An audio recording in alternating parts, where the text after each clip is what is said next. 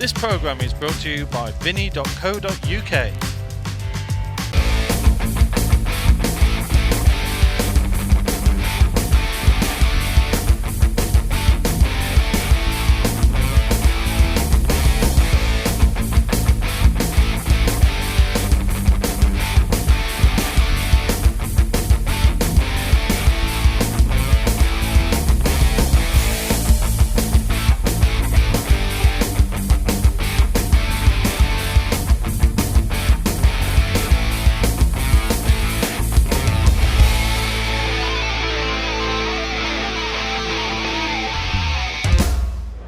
Very warm welcome back to the Champions League pool here on Free Sports. This is how we look after 3 matches tonight. We've seen some fantastic games already, haven't we? Some really, really impressive performances. It's still all to play for. Chris Melling versus Mike King is next up. Good game in prospect here. 2 players who looked the business in their opening matches. Mike King subjected Gio Edgar to a little bit of a punishment. Young Gio only had 2 breaks, couldn't do anything else before he was 3-0 down. And a fantastic start by Mike King. And equally, a great start from Chris Melling as well. He beat Hitan Patel 4-2 with some really, really quality pool. So just looking at the table, I think it's Hitan and Gio will be hoping this match finishes in a draw to give them some hope going into their final matches of the night. If this match does finish in a draw, we could end up with a 4-way tie at the top of the table tonight. That would be some fun as well, but time will tell. Yeah, worth pointing out, first time I've actually had a chance to mention it, that if players are level at the top of the table after 6 matches, we do have a tiebreaker. It involves 6 reds in the triangle area, 1 cue ball and a stopwatch. Quickest to pot all 6 will then qualify through as we bring the big break back to the screens. Yeah. I'm looking forward to seeing it in action at some point, just because so far I think the only 2 people to have tried it have been me and you. I just want to find out if our scores are any good or not. Well, I know mine is. Chris at the table here. Mike just ran out of position on that shot. Didn't really have much to go at. Took on a difficult long yellow. Wasn't really there. And it's let Chris in. And he was in fine fettle in his opening match of the night. Great to see him in action. He's looking to break apart that pair of reds. Just a fraction. He's managed to do that. I'm not sure now if one of them does manage to go.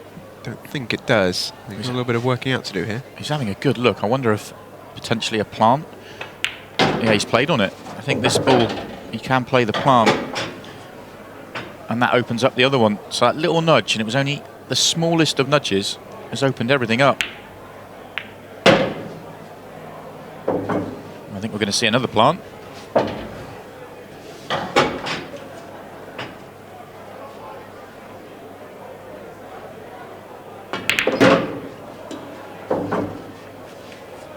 Strange, isn't it?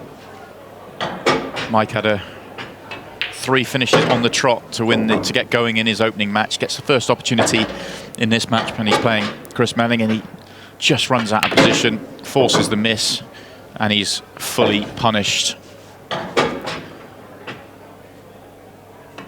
Chris Melling is just rolling on from where he was at the end of his last match with a lovely counter clearance. That developing shot and the plant that followed it was absolutely fantastic. Made a light work of a little problem area, and he takes that 1-0 lead. And we can go and get a few words with Gio Edgar, see how he felt that last match went. He's now with Stephen Jameson.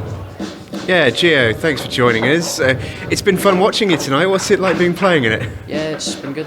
I've enjoyed it.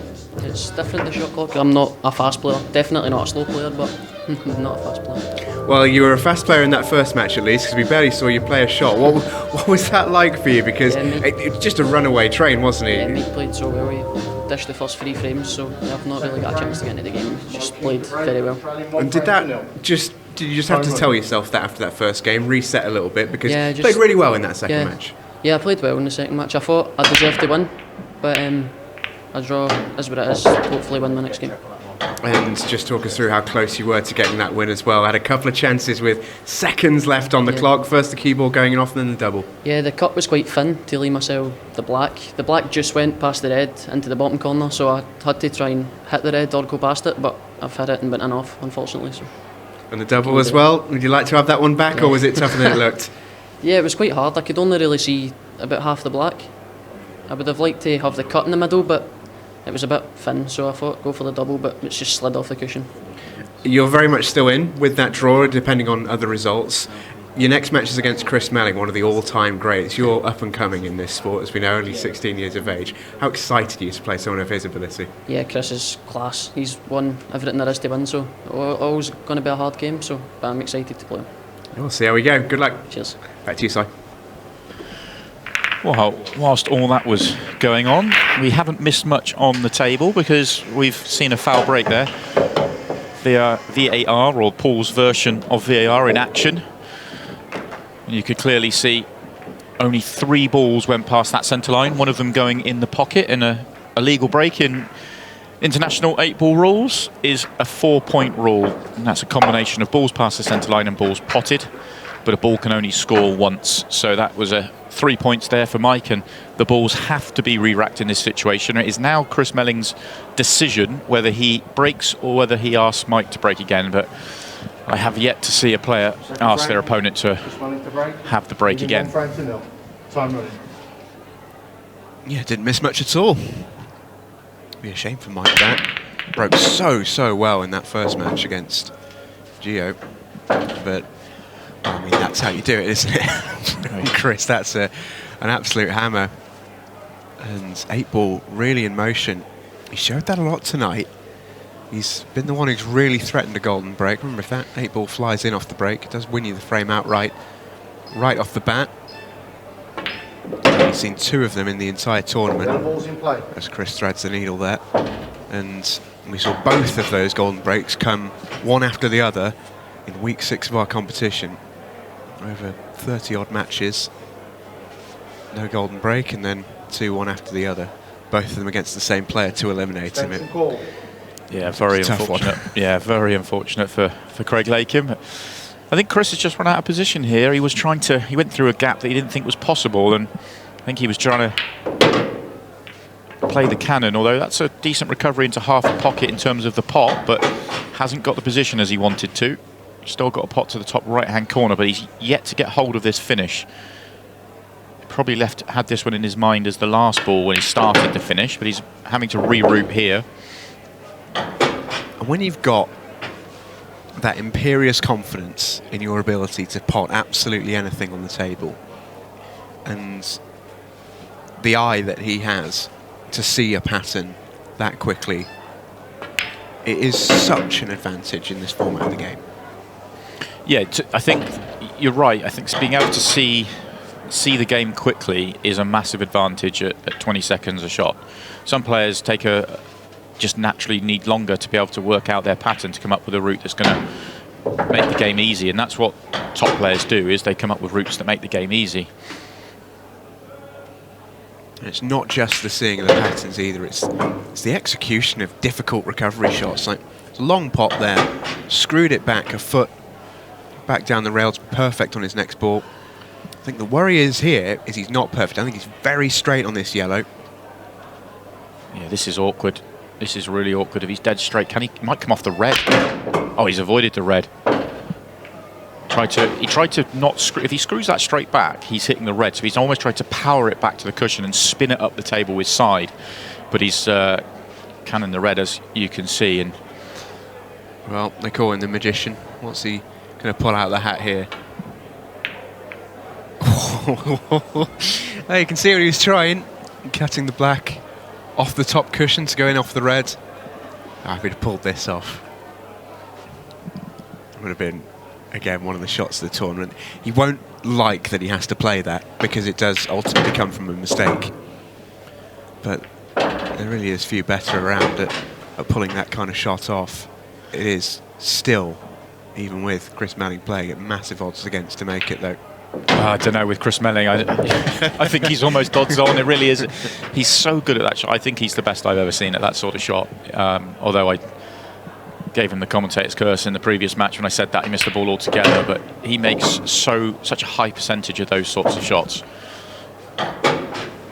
He is very, very good at it. For Mike King, well, a gift. Couldn't wish for an easier first frame to win here. 7 reds, or 6 reds I think it was, on the table, begging to be potted. No real work to do, and he's even got an easy positional shot onto what might have been a tough 8-ball to land on. And Chris just has to take his medicine here. He's going to be pulled back to 1 apiece.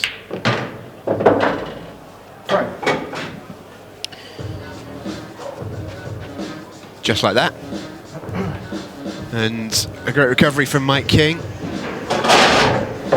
Yeah, I'll be pleased that he's got a frame on the board, considering the foul break he had at the start of that frame. He would have been fearing the worst, especially once Chris recovered and was 3-4 pots in. He would have expected Chris to clear up, but it just shows whenever you've got a ball that far away from the rest of your work, it's never a guaranteed finish. That 8-ball was always going to be difficult to land on, and once he had to take the ball that was the obvious ball to play on the 8-ball with early in the visit, it was always going to be tough. There's a lot of traffic in the way as well. Yeah, it's tough for even the likes of Chris Melling to produce a finish out of that situation. He does have the break, though, in this next frame, courtesy of that foul break and re-rack in the last. And he's made a ball once again. But just from first glance, this requires a little bit of figuring out. I think once the first ball goes in, this table might open up a lot here. Looks like a plant first up. Red ball's in play. All of a sudden it does open up quite a lot. He jumps up straight away. I think he got a kick there. He didn't want... You can see his reaction. He wasn't happy. But he's still on a ball. But once again, that's potentially taking the obvious ball to play on the 8-ball with.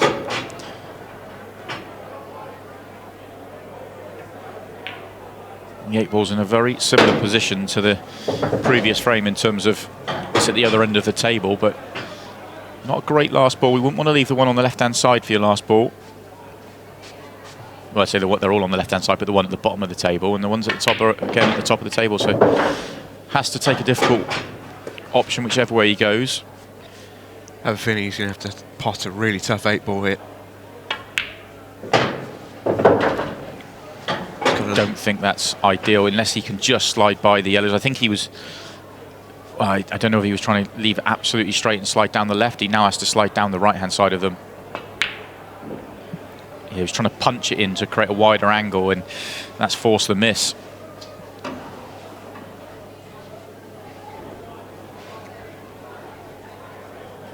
Oh, Mike King, again, with a great chance.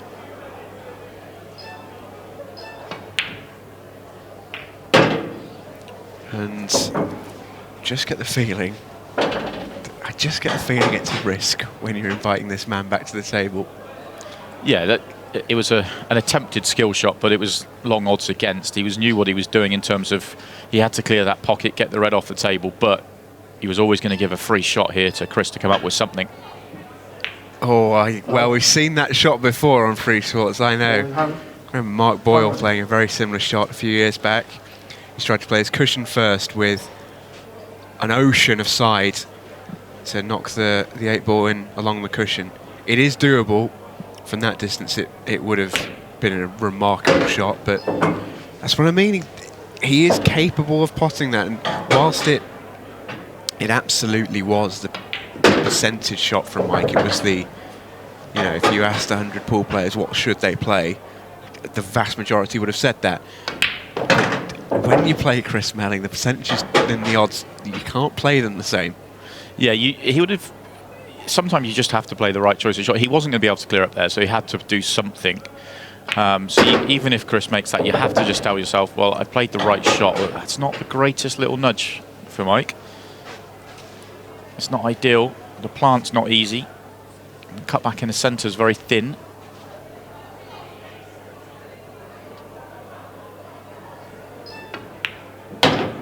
It wasn't as thin as it looked from the main camera. Controlled that relatively well. Wants to be on the one nearest the bottom pocket, I think. Yeah, and he is. You can see there, he's got the room. And now it becomes routine, and Mike King's going to take the lead here with a little over 8 minutes remaining. I just got the sense when I spoke to him earlier that he's a bit of a man on a mission tonight. He would love to be the man that puts out Chris Melling. Make absolutely no mistake. And he's given himself a fighting chance of doing just that with that frame. 2-1 then, 8:24 to go. Chris finds himself in the same position he was in the last match against Hitam Patel. This is Kinger from Exeter, 36-year-old, multiple tournament winner down in his region in the southwest. He's also represented England on multiple occasions, and I know that's something you've done as well, Si. That in itself is a notable honour, never mind winning the World Team Championship, as he has done multiple times. It's a completely different pressure than normal tournament play. Playing for your country when you're playing one-frame pool, it feels a lot more pressure because you're playing not just for yourself, not just for your team, but also you've got your England shirt on as well. It's a completely different pressure, and it's probably the most pressure I certainly felt playing pool. So if you can deal with that sort of pressure and win team titles like he has, then you can certainly deal with the pressure he'll be feeling out there now.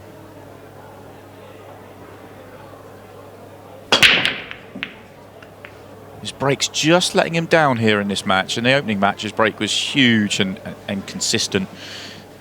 A couple of breaks he's already had the foul break, and obviously this one as well.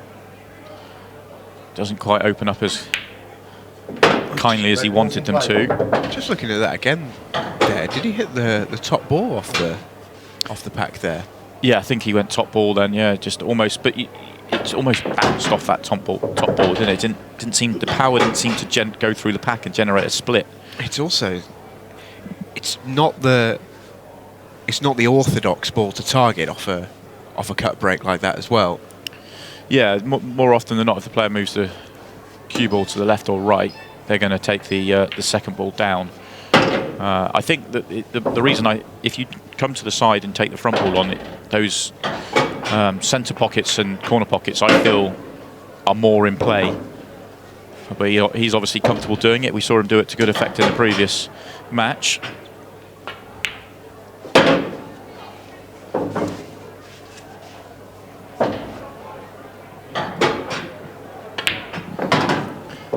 As expected, Chris has made light work of this reverse dish, though. Yeah, eerie similarities to his first match tonight against Hitam Patel when he did exactly this. Still loads of time left in this match. It looks like we may even get a run at going the distance. But as it is, it's 2-2.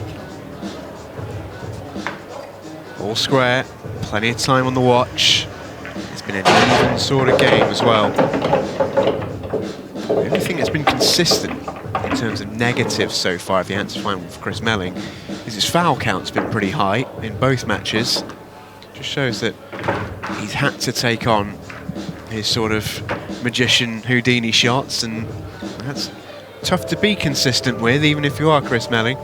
I think that's the way he's going to play. He's playing an aggressive brand of pool, and if he's chased a couple of finishes he did in the first match and has done in this match, and if he doesn't manage to complete the clearance, he's going to have to come up with something big that potentially is going to lead him to a foul. This looks like a good break if he's got the first shot. See, that's the difference. He caught the second ball down there on the right-hand side as we're looking at it. He's done that all night long. The reason he's breaking like that, he's trying to get that 8 ball in motion, and he has managed to get the 8 ball in motion all night long. And he can, I think, just snick this yellow into the middle. Yeah, yellow's definitely the ball, the colour rather, to go out in this clearance. One thing he does have to be wary of is the 8 ball, because it's difficult to land on, surrounded by a cluster of reds acting as guards. And you can just see where he's planning on leaving the white here.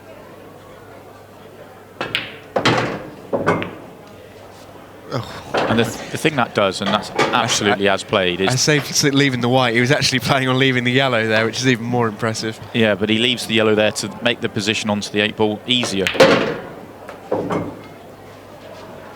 Oh, that's so good, isn't it? That really is. So I think he's now thinking he wants to get the cue ball just to back a fraction, and then he's going to look to screw into the red. Use the red as a little blocker. If he hits the red full in the face, he's perfect on the 8 ball. Yeah, I think he's just come back far enough for it. Or he's gone the other way, taking it in the centre pocket. That's such a good clearance.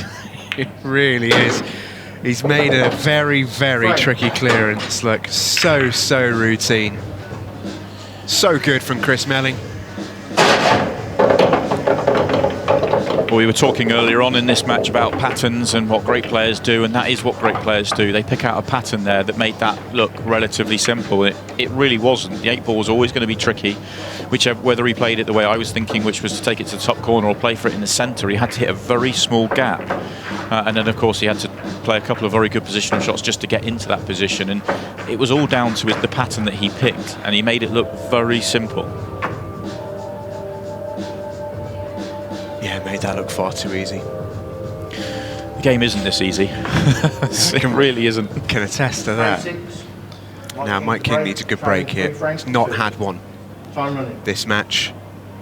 Needs it now. Chris Melling is 1 frame away from securing a win. Again, he hits the top ball. And that's not going to come up for him. The break has just deserted him in this match. Considering how well he broke in that opening match where he had a couple of finishes from the break. In fact, his first 2 breaks of the night were break dishes. Yeah, he hit a couple of hammers, didn't he? Yeah, they were big, weren't they? Really were. It's just deserted him when he really needed it. Red balls in Oh, play. that's such a clever opening shot.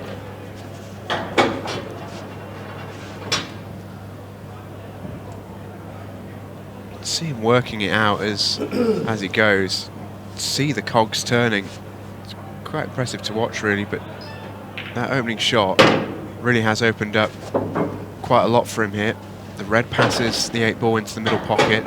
Right at the bottom of the table are the big problem. The 2 on the right side in particular need landing on. Is he thinking of a plant, or does this one pass the other? It must be a plant. Looks like a plant. It was tough. It was tough. Played it with a degree of safety. He knew the red would hang around over the pocket, and he already had the one on the other side to make things difficult for Mike, but 3.5 minutes left. Every chance. This could be the final frame of this match at this stage, because it's about to get a little bit tactical. I'm a little bit surprised that Mike didn't take that on. It probably is the percentage shot, playing the shot that he has, trying to control the frame and get a better opportunity. But with 3 minutes left on the clock, you feel like you need to get yourself a chance and take something on that maybe is a fraction risky. But he had an opportunity because the yellow did pass the red to the bottom right corner, and he could have played the yellow to the left corner off the red, and everything would have opened up from that. But he's seen it another way. It's quite a clever shot, that, from Chris. He's managed to achieve a lot for himself, but it's also a real tempter for Mike. He's almost saying, go on, have a go. And Mike is not tempted, and has played a pretty good safety in response as well. I think there's a red that goes at the bottom of the table. Cue ball control might be tricky, but the pot's there. You can always see himself talking him into it.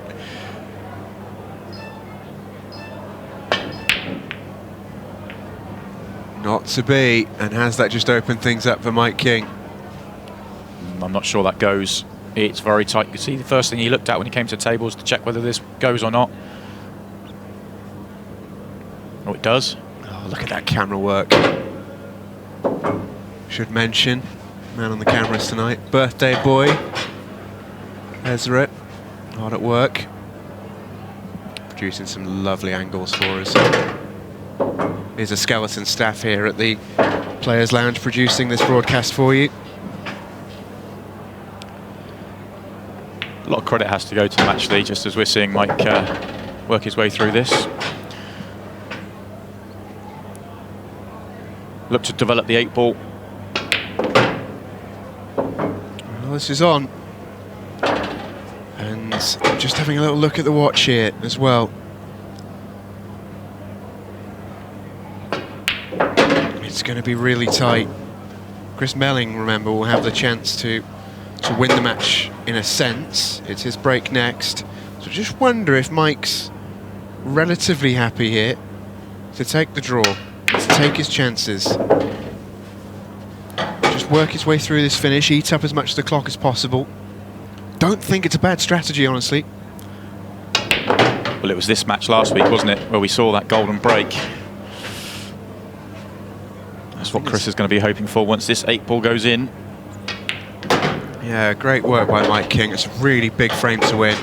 Stops the watch with 45 seconds remaining on it.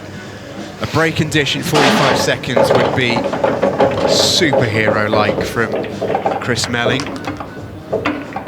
Borderline impossible. But if anyone were to do it, I'd probably put him pretty high up that list.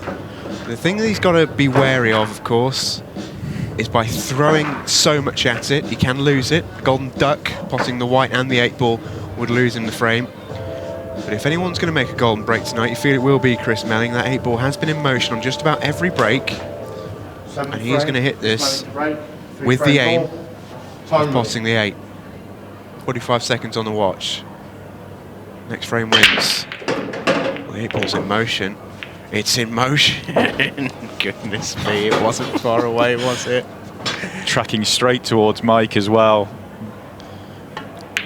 Notice that Chris didn't give that 8-ball a second thought in terms of once he saw it in motion. He didn't watch to see where it was going. He was getting himself ready for the finish, and he misses his first ball.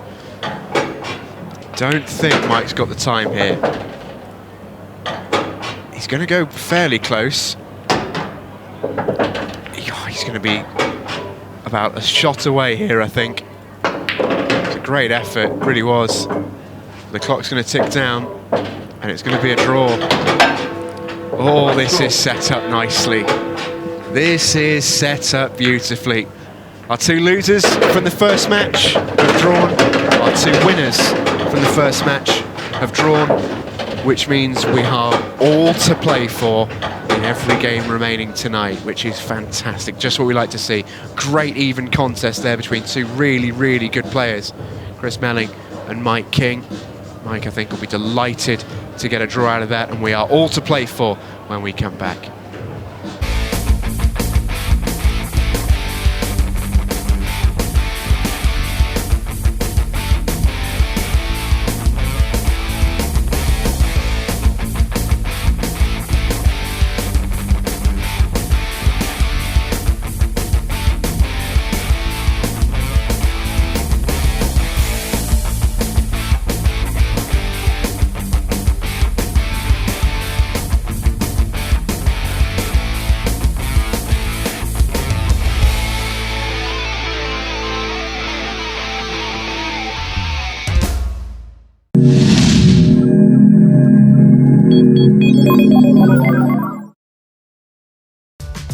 This programme is brought to you by Vinny.co.uk.